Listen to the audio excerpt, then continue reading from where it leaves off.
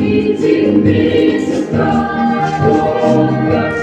Mulanya yang dijinsai, fantasi daya bernai.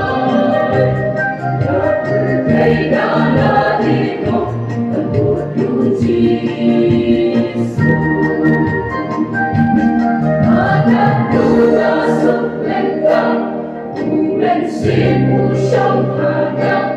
Namanya memang mereka menjemput.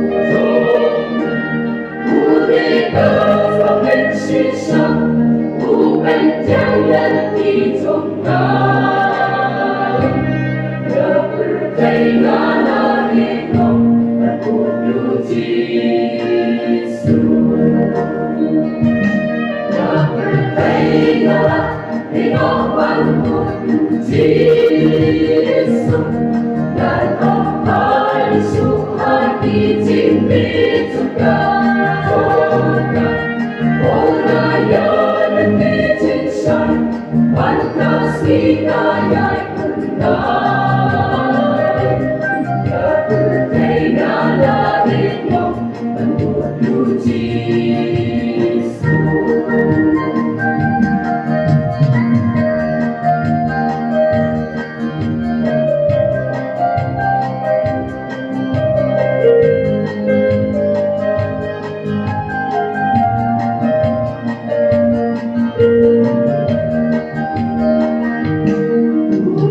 Berikut pandangan, berduyai berkabarkan, dan jasyo hajin yang hajin ini.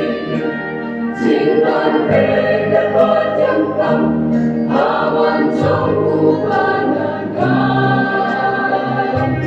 Kepercayaan hidup menuju Yesus. Kepercayaan hidup menuju Yesus. Dan apa isu hati cinta juga. Mulanya yang dijinsai, fantasi daya bernai. Kepercayaan hidup menuju Yesus. Kepercayaan pasuhi, kebayaan fantasi, ada syarti pernah syada murah. Senandyo rajin sukmen, bagi hasil pahanen. Kepercayaan hidup menuju Yesus. Kepercayaan hidup menuju Yesus. Dan kembali hati cinta juga. Mulanya yang dijinsai, fantasi daya bernai.